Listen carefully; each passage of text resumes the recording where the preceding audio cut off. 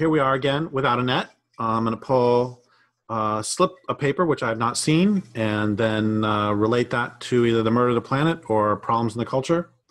So here we go.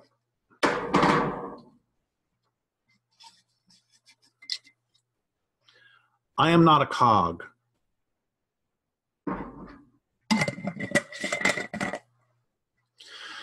Even when I was a younger person in my teens and 20s,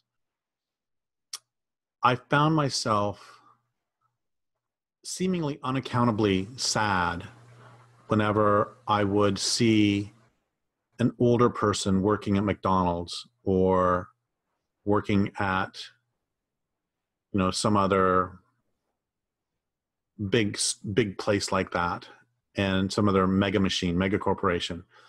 And interestingly enough, I never felt the same when I saw an old farmer or an old rancher or an old independent person who was working for themselves. And so I knew that it wasn't that I was sad because an old person still had to work, as opposed to taking care of older people. Although, of course, a society should take care of the older people. But that wasn't my primary thing. And it took me several years to figure out the problem. And the problem, the reason I was sad is because people who work at McDonald's are cogs in the machine of McDonald's. And this is not me insulting them. This is the whole tailorization process where people were turned from artisans into cogs in a larger machine. And that's why I didn't feel sad when I would see an older farmer, is because that's a craft that the person had learned, and they brought knowledge and wisdom and experience to bear, as opposed to someone who was being plugged into a position. I want to be really clear that this sadness was not, I wasn't feeling sorry for the person. It was sadness at the social system that turns people into cogs of a machine. Next one.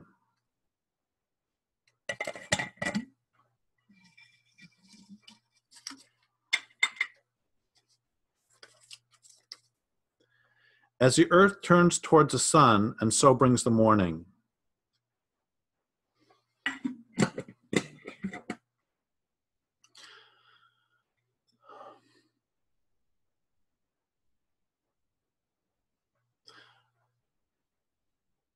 I want to think that after this culture is gone, that there will be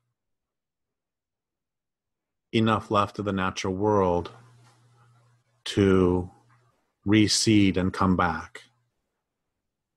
I don't know if that will be the case, but that is why I do all of the work I do, is in the notion that that the earth is at the very darkest time of the night, and that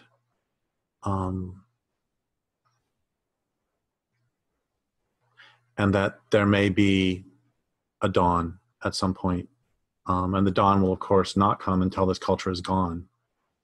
In fact, not come until long after this culture is gone. I don't know if that will be the case, but that is why I work to protect every place I can, because every wild being and every wild place is that tiny bit more of a possibility that there will be a dawn.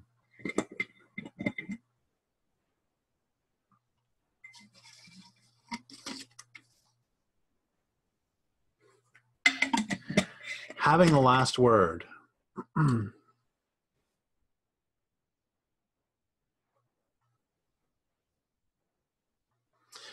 It can be tremendously satisfying to have the last word, because that means you win. But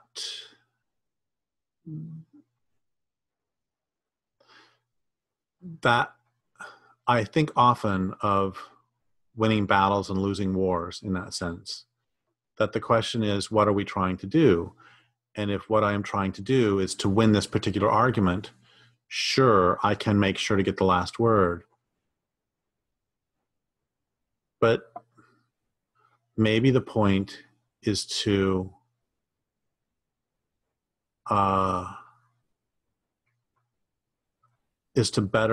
make a relationship that I'm participating in better, in which case it's not really necessary to get the last word. In fact, sometimes it is counterproductive to get the last word. I can certainly win the argument and lose a relationship.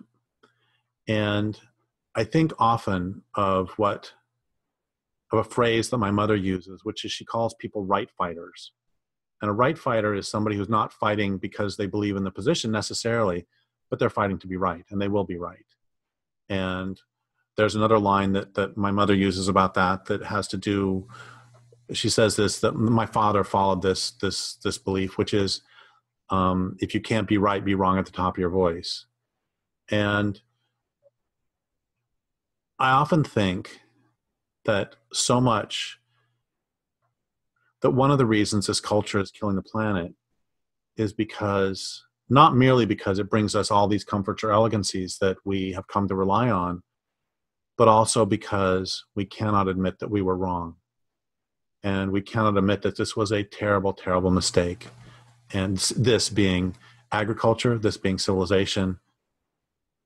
And it would be so easy if we would just admit that we took a wrong turn and start to, that doesn't mean that you get rid of all agriculture tomorrow. What that means is you recognize that we made a wrong turn and you start to do things right and you start to move in the right direction. But I think that's one of the reasons that the planet is being killed, is because if it is so difficult for one person in a relationship to say, gosh, I was wrong, I'm sorry, think how much more difficult it is for billions of people to collectively admit that we made a terrible mistake and to say, I'm sorry, in this case, to beings whom we don't even believe are sentient and certainly have no words at all because they don't speak. I often think that it is more important to many members of this culture that we get the last word. That's more important than a living planet.